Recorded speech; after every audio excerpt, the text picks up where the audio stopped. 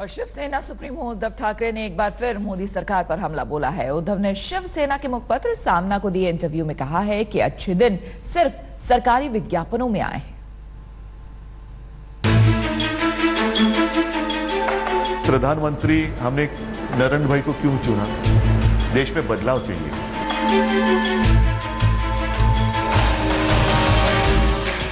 शिवसेना के मुखपत्र सामना की इन सुर्खियों से आपको अंदाजा लग गया होगा कि पार्टी सुप्रीमो उद्धव ठाकरे किस कदर मोदी सरकार पर हमलावर हैं। पार्टी के मुखपत्र सामना को दिए साक्षात्कार में उद्धव ने बीजेपी के अच्छे दिन के वादे पर कटाक्ष करते हुए कहा, अच्छे दिन सिर्फ सरकारी विज्ञापनों में ही दिखाई दे रहे हैं, बाकी सिर्फ आनंद ही आनंद है। उद्धव ने जीएसटी लागू करने के तरीके की भी तीखी आलोचना की। उन्होंने कहा कि जिस तरह से चीजें हो रही हैं वो सब गड़बड़ है, इसे देखते हुए शांत रहना मुश्किल है। उद्धव ने कहा, फिलहाल समझदारी इसी में है कि जो हो रहा है उसे शांति से देखते रहो, लेकिन शिवसेना प्रमुख की विरासत चलानी हो तो शांत रहना हमारे खून में नहीं है। जो कुछ हो रहा है उसे सिर्फ देखते रहना भी हमसे नहीं होगा, इसलिए जहां जहां जो चीज हमें ठीक नहीं लगती वहां वहां हम अपने विचार मजबूती से रख रहे हैं। मजबूती से अपने विचार रखने पर तुम्हारा वो जीएसटी नहीं लगा है। जीएसटी के बहाने है उद्धव ने मोदी सरकार पर सत्ता के केंद्रीकरण का आरोप लगाया है।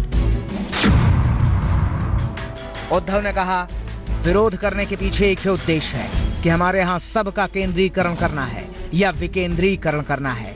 अगर जिसकी लाठी उसकी भैंस ही राज करने का तरीका है तो राजीव गांधी प्रधानमंत्री थे, तब उन्होंने पंचायती राज को निचले स्तर तक पहुंचाया था।